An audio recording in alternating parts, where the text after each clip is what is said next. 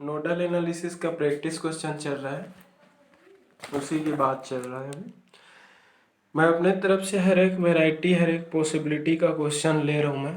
आप लोग अपने से भी बुक का क्वेश्चन और उठा सकते हैं कहीं से भी। अगर डाउट है तो फिर पूछ सकते हैं, ठीक है। तो एक और क्वेश्चन ले रहा हूँ अपने तरफ से। क्वेश्चन वाले ने बोला है यहाँ पर, use nodal analysis method to find the current in various resistor of the circuit. उन्होंने ये बोल दिया कि सर्किट के जितने भी रजिस्टर्स हैं, हर एक रजिस्टर पे फ्लो होने वाले करंट की वैल्यू फाइंड आउट करना है। अभी तक हमने वोल्टेज सोर्स के साथ क्वेश्चन लिया था। एक क्वेश्चन वाले ने करंट सोर्स भी डाला है यहाँ पर, तो करंट सोर्स से रिलेटेड भी कंसेप्ट बना लो।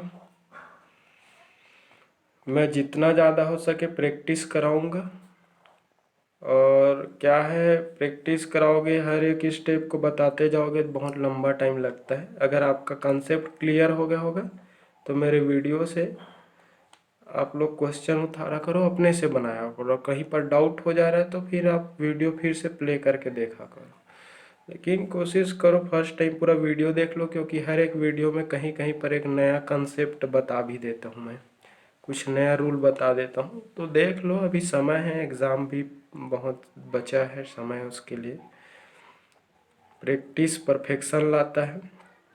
जीवन में किसी चीज़ के लिए जितना मेहनत करोगे उतना ही ज़्यादा आपको फ़ायदा मिलेगा।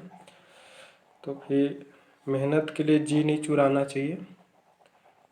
आपकी जो मेहनत है उसकी वैल्यू आपके अचीवमेंट के द्वारा पता चलेगा कि आपने कितना मेहनत किया, ठीक है। तो अपन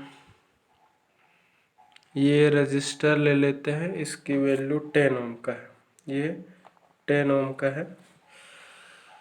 क्वेश्चन वाले ने ये सर्किट दे दिया है थोड़ा सा, तो उन्होंने बाकायदा क्वेश्चन में लिख भी दिया है कि सर्किट के जितने भी ब्रांच है, जितने भी एलिमेंट्स हैं, हर एक ब्रांच, हर एक एलिमेंट पे फ्लो होने वाले करंट की वैल्यू नोडल एनालिसिस से बनाओ। उन्होंने मेंशन कर दिया है, नाम बोल दिया नोडल, मतलब नोडल से ही बनाएंगे।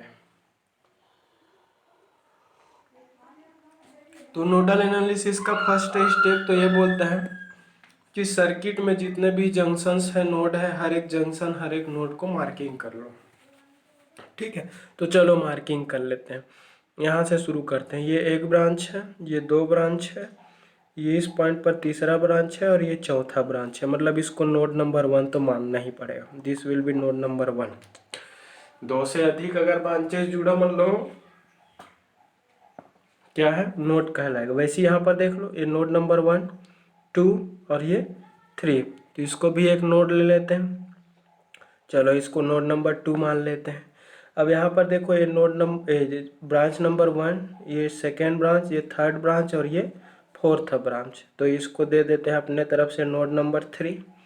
3 नंबर का नोड हो गया। ये यहाँ पर सभी ब्रांच, ये सारे ब्रांचेस आपस में एक दूसरे से वायर से ही जुड़ा है। इन दोनों के बीच कोई तीसरा नहीं है, इन दोनों के बीच कोई तीसरा नहीं है, इन दोनों के बीच कोई तीसरा नहीं है, इन दोनों के बीच कोई तीसरा नहीं है।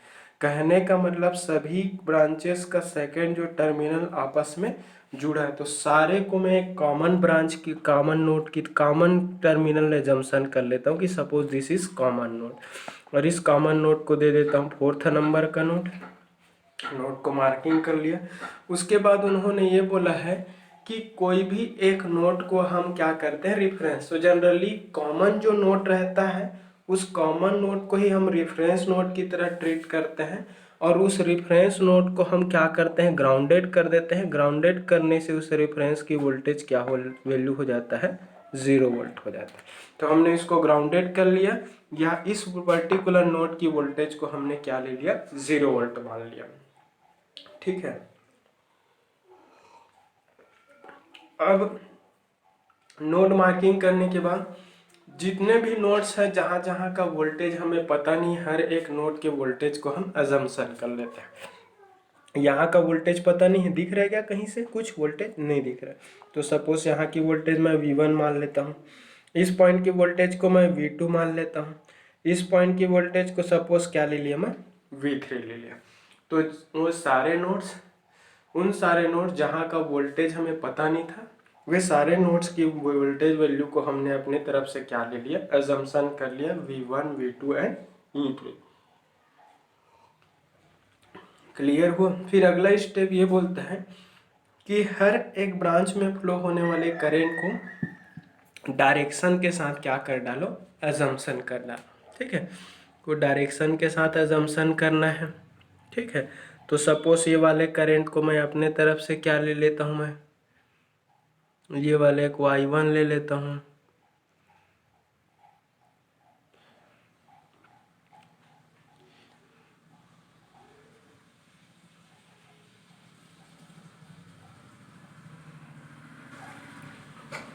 चलो इसको मैं I1 ले लिया, इस वाले को अपने तरफ से ले लेता हूँ, इसको ले लेता हूँ, ये करंट ऐसा अपने तरफ से मार्किंग कर रहा हूँ मैं।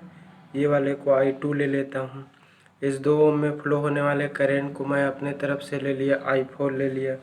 इधर ऊपर फ्लो होने वाले करंट को I3 ले लेता हूँ, ये I1 है, ये वाला करंट I4, इस 2 ओम से फ्लो होने वाले करंट को मैं I2 ले लिया, इस ऊपर वाले 10 ओम से फ्लो होने वाला करंट I3 हो गया।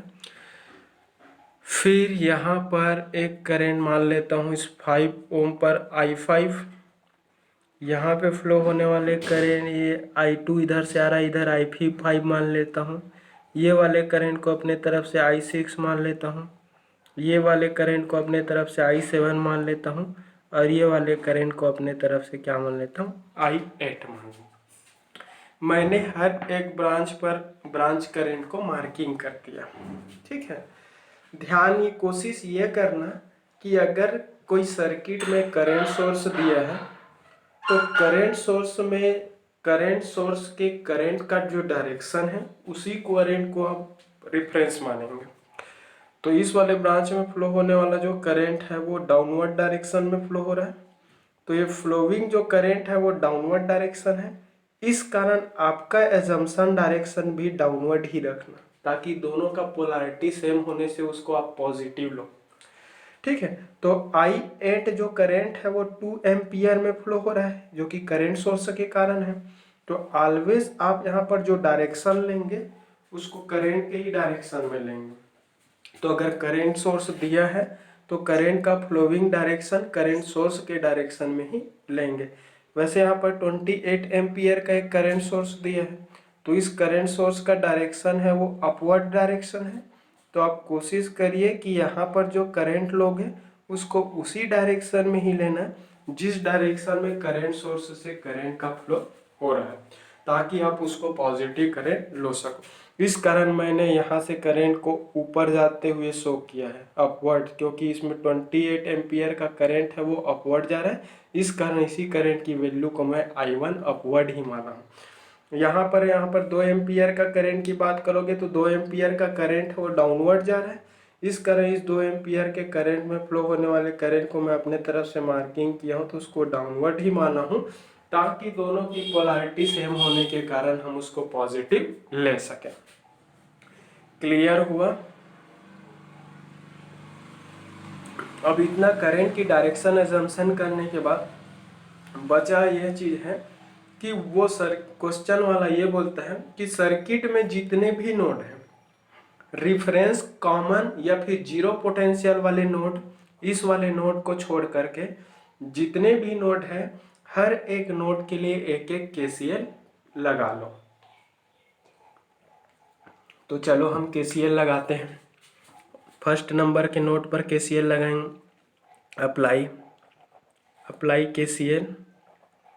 Apply KCL eight node first.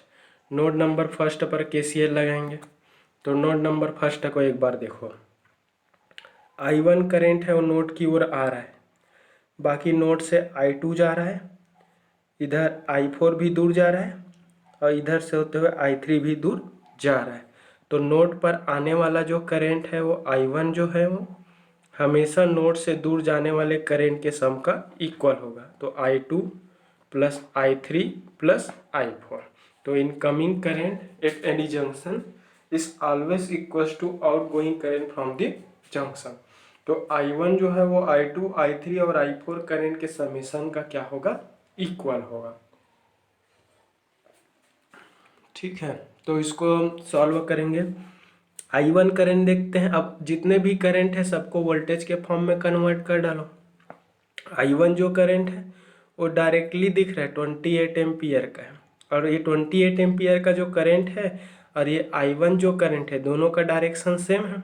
इस कारण I1 equal to directly plus 28 हो जाएगा। तो यहाँ पर लिख देते हैं, सीधा सीधा दिख रहा है 28 का है। यहाँ पर ये दिमाग मत लगाना इस करंट को वोल्टेज के फॉर्म में, क्योंकि करंट को वोल्टेज के फॉर्म में कन्वर्ट तभी कर सकते हो जब वहाँ पर रजिस्टर की वैल्यू दिया हो, और यहाँ पर तो करंट सीधा करंट दिया है। तो आप यहाँ पर कैसे आप उसको वोल्टेज और रेजिस्टेंस, यहाँ पर तो कोई रेजिस्टेंस जैसा टर्म नहीं है इस ब्रांच में, तो आप इसमें कोशिश ही नहीं करना कि इसको हमें रजिस्टर और वोल्टेज के फॉर्म में कन्वर्ट करना है। ये current sources is given in circuitry, so it's responsibility to put the value of current as it is given in circuitry. जैसा दिया है, जैसा सर्किट में दिया है, सेम उठाकर वैल्यू को आप पुट कर दें। तो सर्किट में 28 एम्पियर का दिया है, इस कारण मैंने सीधा I1 के जगह में क्या रख दिया, 28 एम्पियर रख दिया। इसमें मैंने दिमाग नहीं लगाया वोल्टेज डिवाइडेड बाय रेजिस्टेंस या फिर source voltage minus destination voltage, इस टाइप का। अगला है सेकेंड नंबर का ब्रांच। देखो सेकेंड नंबर का जो ब्रांच है उसमें I2 फ्लो हो रहा है। इसमें I2 जो करंट है फर्स्ट नंबर के नोड से सेकेंड नंबर के नोड के बीच जा रहा है। तो फर्स्ट नंबर के नोड का वोल्टेज V1 है वो सोर्स वोल्टेज होगा, और सेकेंड नंबर के नोड V2 जो वोल्टेज है वो डेस्टिनेशन वोल्टेज होंगे। तो source voltage minus destination voltage divided by branch resistance. तो उसको रख देते हैं I2 इक्वल टू क्या होगा, source voltage minus destination voltage divided by branch resistance. तो ब्रांच रेजिस्टेंस क्या है आपका 2 ओम है। तो voltage divided by resistance equal to current from ohm's law. अब देखते हैं I3 करंट को देखते हैं। I3 करंट ये वाला करंट है, ऐसे फर्स्ट नंबर और थर्ड नंबर के नोड के बीच में जो 10 ओम का जो रजिस्टर है उसी में फ्लो होने वाला करंट, ये वाला करंट। तो करंट का डायरेक्शन देखो 1 नंबर नोड से थर्ड नंबर नोड में जा रहा है। तो फर्स्ट नंबर का जो नोड है वो सोर्स नोड कहलाएगा, और थर्ड नंबर का नोड है वो डेस्टिनेशन नोड। तो source voltage minus destination voltage divided by branch resistance. तो V1 minus V3 divided by 10 हो जाएगा। यहाँ पर होगा ये V1 minus V3 divided by क्या होंगे 10 हो जाएंगे। प्लस I4 का वैल्यू देखो, I4 जो है वो 1 नंबर और फोर्थ नंबर के बीच में जो 2 ओम का रजिस्टर है उसी में फ्लो होने वाला करंट है। तो I4 के लिए ये V1 है वो सोर्स वोल्टेज कहलाएगा, और फोर्थ पॉइंट का जो वोल्टेज है वो डेस्टिनेशन वोल्टेज जो कि 0 वोल्ट कहलाएंगे। तो source V1 minus destination 0 divided by branch resistance.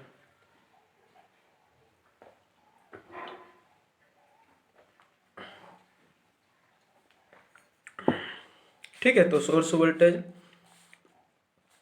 Voltage V1 minus destination voltage 0 divided by branch resistance क्या है, ब्रांच का रेजिस्टेंस क्या लिए हैं अपन 2 ओम दिया है क्वेश्चन वाला, ये हो गया।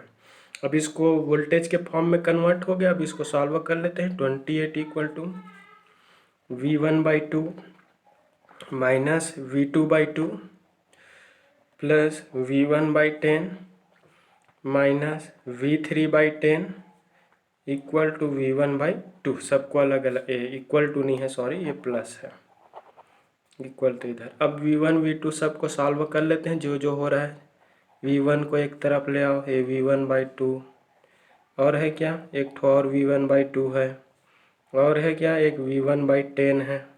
फिर V2 को अलग रखो, V2/2, फिर V3/10, ऐसा ये। अब इसको सॉल्व कर लो जो जो हो रहा है उसको। अब इन दोनों को सॉल्व करेंगे, v1/2 v1/2, तो सिंपल आधा v1 है और आधा v1 है, दोनों ऐड होगा तो v1 हो जाएगा, प्लस ये क्या हो जाएगा आपका v1/10 माइनस ये हो जाएगा v2/2, ये हो जाएगा v3/10 और ये हो जाएगा 28। क्लियर हुआ। अब इनको सॉल्व करेंगे, मान लिया जाए इन दोनों को सॉल्व करेंगे तो ये हो जाएगा, इसको रेशियो में से 10v1 प्लस v1 11v1, तो 11v1 बाई क्या हो जाएगा, ये 10 होगा, माइनस क्या होगा ये v2/2 माइनस ये क्या होगा v3/10 और ये क्या होगा यहाँ पर 28, ये हो गया। और इसको सॉल्व करना है तो रेशनलाइज्ड मेथड से आप सॉल्व कर सकते हैं, ठीक है। कैसे, इन दोनों रेशियो मेथड से सॉल्व, इन दोनों को पहले कर लो, ये इसका डिनोमिनेटर सेम है तो न्यूमरेटर घट जाएंगे, तो 11v1 माइनस v3/10 होगा और ये माइनस क्या होगा v2/2 और ये हो जाएगा 28। अब इसको सॉल्व करेंगे 2 से और ये 5 टाइम जाएगा, बचा यहाँ पर क्या है 1 का गुना इससे करो तो ये क्या होगा 11 इंटू v1 माइनस क्या हो गए v3, बचा यहाँ पर क्या 5, तो 5 से इसका गुना करोगे तो 5v2 डिवाइडेड बाय 2 और 10 का एलसीएम, 2 और 10 का एलसीएम निकालोगे ना तो 10 आएगा और यहाँ पर क्या रहेगा 28। सॉल्व करोगे तो ये होगा 11v1 minus 5v2 minus v3 और इसका गुना इससे करोगे तो 280 हो जाएगा। इसको दे दो इक्वेशन नंबर 2। ये हो गया आपका v1 v2 और v3 के टर्म में एक इक्वेशन मिल गया, ठीक है। मैथ्स का रूल अप्लाई किया हूँ, बस मैथ्स का आपको सॉल्व करने आता है तो आपसे बन जाएगा, अब नहीं आता तो सीखना पड़ेगा भाई, इंजीनियरिंग के स्टूडेंट हो। अब सेकेंड नंबर के नोट पर KCL लगाते हैं, यहाँ पर एक बार देख लेंगे सेकेंड नंबर के नोट पर। ये तो वोल्टेज का इक्वेशन बन गया 3 वेरिएबल का। अब सेकेंड नंबर के नोट पर KCL लगाएंगे तो I2 आ रहा है, अब I6 जा रहा है और I5 जा रहा है, I2 आ रहा है, I6 जा रहा है, I5 जा रहा है, तो apply KCL eight node number 2, apply KCL eight node 2, node 2 पर KCL लगाएंगे। नोड 2 पर आने वाला करंट क्या है I2 है और नोड 2 से दूर जाने वाला करंट क्या है, एक I5 जा रहा है और दूसरा क्या जा रहा है I6 जा रहा है, तो I5 जा रहा है और I6 जा रहा है, तो I2 equal to I5 plus I6 होगा। I2 की वैल्यू सोर्स माइनस डेस्टिनेशन से निकालेंगे, I2 इक्वल टू क्या होगा, I2 के लिए V1 है वो सोर्स वोल्टेज होगा, V2 है डेस्टिनेशन, तो source minus destination divided by बीच का ब्रांच रेजिस्टेंस। वैसी I5 के लिए ये सोर्स है और ये डेस्टिनेशन है, तो source V2 minus destination 0 divided by बीच का ब्रांच रेजिस्टेंस 5 ओम। वैसी I6 के लिए ये सोर्स है और ये डेस्टिनेशन, तो ये source minus V2 minus V3 divided by 1, तो ये होगा source minus destination divided bye, तो I2 इक्वल टू होगा V1 सोर्स है, V2 डेस्टिनेशन है, तो V1 minus V2 divided by branch resistance 2। I5 source कहाँ है, I5 के लिए सोर्स V2 है माइनस डेस्टिनेशन 0 है डिवाइडेड बाय 5 प्लस I6, तो V2 है माइनस डेस्टिनेशन क्या है V3 है डिवाइडेड बाय क्या है 1, तो ये होगा V1/2 minus V2/2 equal to V2/5 plus ये होगा V2/1 माइनस हो जाएगा V3/1, ये ऐसा होगा, ठीक है, ये ऐसा होंगे। अब V1 V2 V3 सबको एक तरफ ले जाओ, ठीक है, सबको इधर ले आओ या चाहे इधर का चीज़ उधर ले जाओ, एक ही मतलब है। चलो इधर का चीज़ इधर V1/2 माइनस V2/2, अब V2 को इधर लाओ इसको, तो V2/5, फिर इसको इधर ले आओ तो माइनस V2, फिर माइनस को इधर लाओगे तो प्लस V3 और इक्वल टू 0। ठीक है, राइट का चीज़ लेफ्ट में ले आया। ठीक है, और V2 को सॉल्व कर लो कॉमन लेकर। तो ये V1/2 अकेला है, ये सबसे माइनस ले लो, माइनस V2 कॉमन, तो अंदर क्या बचेगा 1/2 प्लस 5 प्लस 1, 1/2 प्लस 1/5 है प्लस 1, और ये हो जाएगा प्लस V3 इक्वल टू 0। ऐसा है। अब इसको सॉल्व कर लेते हैं, ब्रैकेट का चीज़ फिर हो जाएगा। तो V1 माइनस V2 इस 5 और धन 2 7 7 5 प्लस इधर करके 2 plus 7 divided by 10 plus 1 plus V3 equal to 0। ठीक है, ये है मैथ्स का रूल अप्लाई कर रहा हूँ, कैसे आ गया मत सोचना। ठीक है, अब यहाँ से इसको सॉल्व करोगे तो ये हो जाएगा आपका V1/2 माइनस ये क्या हो जाएगा 10 7 17, तो 17/10 इंटू V2 और प्लस V3 इक्वल टू 0। अब इसको सॉल्व करोगे तो फिर से सॉल्व कर सकते हो, जैसे 2 से इन दोनों को पहले सॉल्व कर दो, तो 2 से एक बार और ये 2 से कितने बार जाएगा 5 बार जाएगा, बचा 5 का गुना इससे करो तो 5V1। यहाँ पर बचा क्या एक का गुना इससे करो तो माइनस 17V2 डिवाइडेड बाई इन दोनों का आपस में गुना मतलब LCM निकालोगे तो 10 आएगा, धन V3 इक्वल टू 0 आएंगे, ऐसा आएगा। ठीक है, अब इसको फिर सॉल्व करोगे तो 5V1 minus 17V2 plus 10V3, इन दोनों का ऐसा सॉल्व कर लो, डिवाइडेड बाई 10 इक्वल टू 0। इसको फिर सॉल्व करोगे तो 5V1 minus 17V2 plus 10V3 और इक्वल टू 0। इसको दे देते हैं अपन इक्वेशन नंबर 3। ठीक है, तो ये इक्वेशन नंबर 3 हो गया।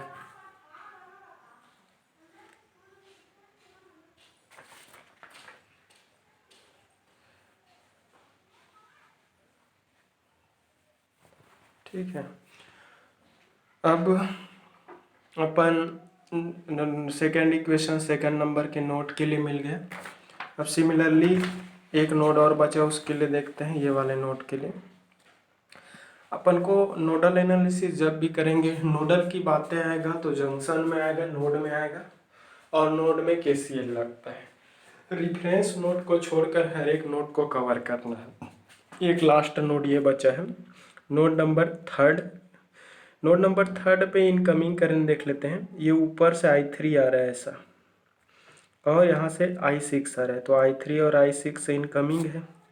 आउटगोइंग क्या है, आउटगोइंग यहाँ पे I7 है जो 4 ओम पर जा रहा है, I7 आउटगोइंग दिख रहा है एरो देखकर, और ये भी आउटगोइंग है। क्वेश्चन वाला खुद अपने से आउटगोइंग ही दिखा दिया है, इसको देखने से पता चला।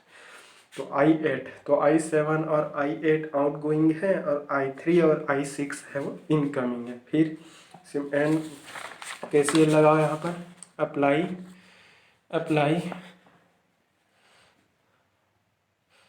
Apply KCL eight node 3, apply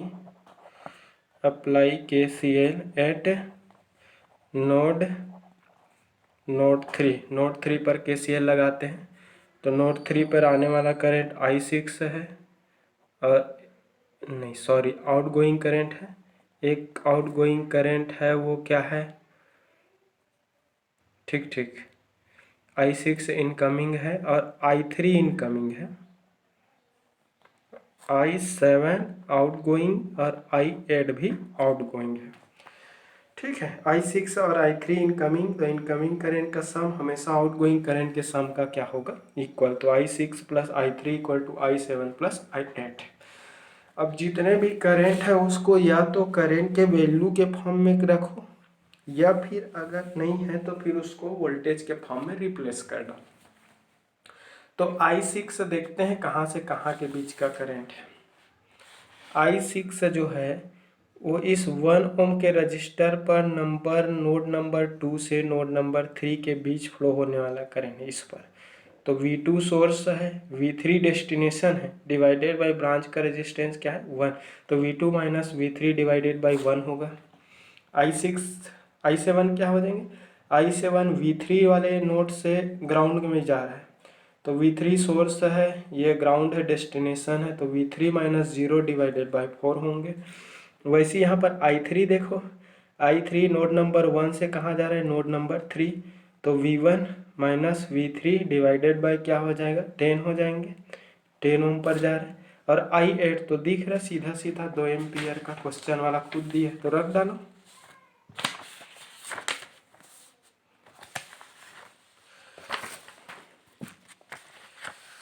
चलो इसको पूरे को रिप्लेस कर दो। I6 है, कहाँ कहाँ से जा रहा है, V2 से जा रहा है, कहाँ तक जा रहा है, V3 तक जा रहा है, डिवाइडेड बाय क्या है 1। I3 इक्वल टू क्या है, V1 से कहाँ जा रहा है, V3 तक जा रहा है, डिवाइडेड बाय क्या है 10, इक्वल टू I7 क्या है, V3 से कहाँ तक जा रहा है, 0 में जा रहा है, डिवाइडेड बाय क्या है 4 है, प्लस क्या है यहाँ पर I8 का वैल्यू सीधा सीधा 2 एम्पियर दिख रहा है, और I8 और 2 एम्पियर के करंट सोर्स दोनों का डायरेक्शन सेम है, इस कारण मैं I8 इक्वल टू सीधा सीधा 2 लिया हूँ, अगर अपोजिट रहता तो -2 लेना पड़ता। ठीक है, तो ये हो गया। अब इसको सॉल्व कर लेते हैं रेशियो को फिर से, तो V2/1 होगा, ये माइनस क्या है, ये V3/1 है, ये क्या होगा V1/10 होगा, ये होगा V3/10 होंगे, इक्वल टू ये होगा V3/4 और ये हो जाएगा 2। V1 V2 V3 सबको एक तरफ, V1/10 अकेला है तो इसको अकेले को V1/10, V2 देखो V2 भी अकेला दिख रहा है, सिर्फ V2 है V2। अब V3 को देख लेते हैं, तो ये V3 माइनस V3/10 और ये इधर आएगा तो माइनस V3/4 और ये कांस्टेंट को उधर ही रहने दो। ठीक है, अब इन सब को सॉल्व कर लेते हैं। V2 V1 अकेला है, अकेला को अकेले तरफ रखो, V1/2 ये इन सब से V3 कॉमन ले लो, माइनस V3 लूँगा तो अंदर का सारे चीज़ प्लस हो जाएगा, यहाँ पर 1 बचेगा, यहाँ पर क्या है +1/10, यहाँ पर क्या बचेगा +1/4 और इक्वल टू क्या हो जाएगा 2।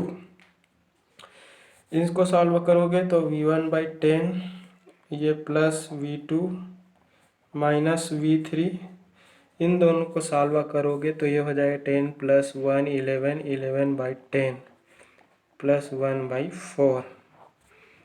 ठीक है, क्लियर हुआ, और इक्वल टू क्या हो जाएगा 2। ठीक, ये V1/10 प्लस क्या हो जाएगा ये V2 और माइनस V3। इनको आप चाहते हो तो रेशनलाइज करके सॉल्व कर सकते हैं रेशियो वाले मेथड से।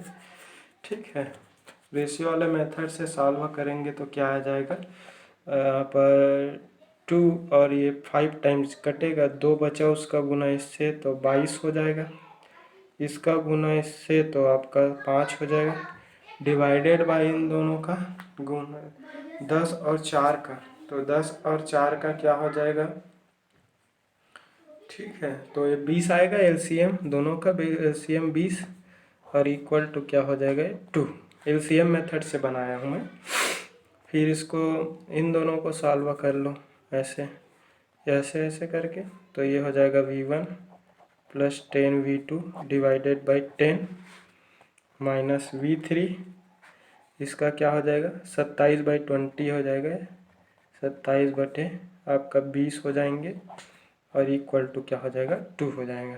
ठीक है, इसको सॉल्व करोगे तो V1 + 10 V2 डिवाइडेड बाई 10, अगर इसको मैं 2 से डिवाइड कर दूँ ना तो ऊपर आ जाएगा 13.5 V3 आ जाएंगे, और नीचे को 2 से डिवाइड करूँगा तो 10 आएगा और इक्वल टू 2 हो जाएंगे। अब देखो दोनों का डिनोमिनेटर सेम है, ये V1 + 10 V2 minus 13.5 V3 whole divided by 10 equal to 2 हो जाएगा।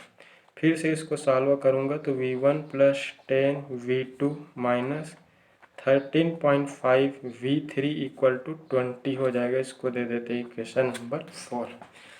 ये 3 नोड है, तीनों के लिए मैंने नोडल एनालिसिस लगाया और 3 वोल्टेज के फॉर्म में V1 V2 V3 के फॉर्म में 3 इक्वेशन निकाल डाला। अब इक्वेशन नंबर आपने जो 2 दिया, 3 दिया और 4 दिया, तीनों से सॉल्व करेंगे 2, 3, 4 से, तो आपको V1 V2 V3 की वैल्यू आपको मिल जाएंगे। तो बाय सॉल्विंग डायरेक्टली कैलकुलेटर से पुट करेंगे, 3 वेरिएबल का है। By solving equation 2, 3 and 4 we get, हमें क्या मिलेगा, V1 की जो वैल्यू मिलेगा 36 वोल्ट आएगा, कैलकुलेटर से बनाएंगे। V2 की जो वैल्यू है वो 20 वोल्ट आएगा। V3 की वैल्यू जो आएगा वो 16 वोल्ट आएंगे। तो V1 V2 और V3 की वैल्यू हमें मिल गया। ठीक है, तो जब V1 V2 और V3 की वैल्यू मिल गया तो आसानी से हम हर एक ब्रांच में फ्लो होने वाले करंट की वैल्यू निकाल सकते हैं। ठीक है, कैसे निकालेंगे, फ्रॉम सर्किट, चलो दूसरा सीट ले लेता हूँ।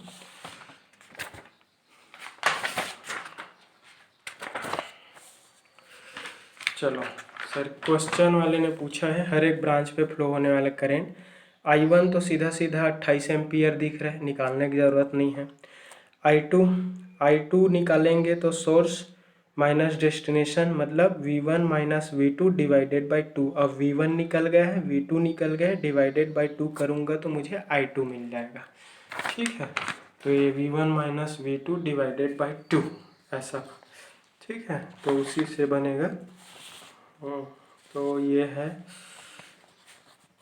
ये ऐसा, ये I2 इक्वल टू क्या है, सोर्स, ये सोर्स V1 डेस्टिनेशन V2, तो सोर्स V1 डेस्टिनेशन क्या है V2 डिवाइडेड बाय क्या होगा, ब्रांच रेजिस्टेंस क्या है 2 है, ये 2 है, ये I2 का वैल्यू निकलेगा। अब I3 देखो, I3 क्या है, V1 से कहाँ जा रहा है, V3 में जा रहा है, तो V1 minus V3 divided by branch resistance क्या है 10 ओम, यहाँ से I3 निकल जाएगा। I4 देखो, I4 कहाँ से जा रहा है, यहाँ से यहाँ तक, तो ये सोर्स है, ये डेस्टिनेशन, तो V1 माइनस 0/2, तो V1 माइनस 0/2। ठीक है, फिर I5 देखो, V2, ये I5 है, V2 से कहाँ जा रहा है, ग्राउंड में जा रहा है, तो I5 इक्वल टू क्या है, V2 से ग्राउंड में जा रहा है, V2 से ग्राउंड में जा रहा है मतलब 0 में जा रहा है, I5 माइनस 0 डिवाइडेड बाई 5। फिर I6 देखो, किस V2 से V3 में जा रहा है, V2 से V3, तो V2 minus V3 divided by 1, तो ये हो जाएगा I6 equal to V2 minus V3 divided by 1। अब I7 कहाँ जा रहा है, V3 से ग्राउंड के बीच जा रहा है, तो यहाँ पर रख दो सबकी वैल्यू को।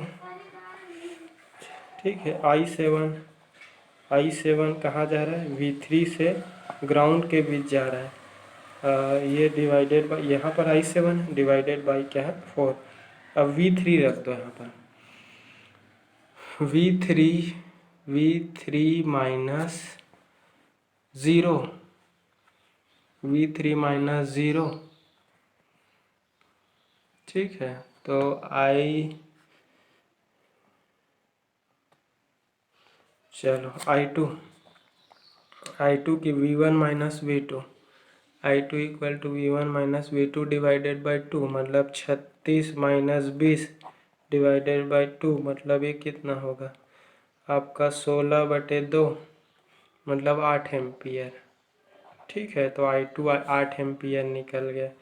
I3 का value V1 minus V3 divided by 10, V1 मतलब 36, V3 मतलब 16/10, तो ये क्या बचेगा 20/10, मतलब 2 ampere.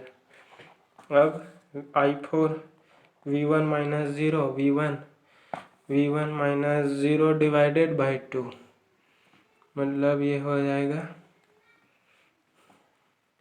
V1 minus 0 divided, V1 मतलब 36, -0 डिवाइडेड बाई 2, तो 18 आएगा यहाँ पर। फिर I5 का वैल्यू, तो I5 इक्वल टू क्या है, V2 माइनस 0। तो V2 का वैल्यू कितना है 20 माइनस 0 डिवाइडेड बाई 5। तो I5 इक्वल टू क्या हो जाएगा, ये 4 एम्पियर आ जाएंगे।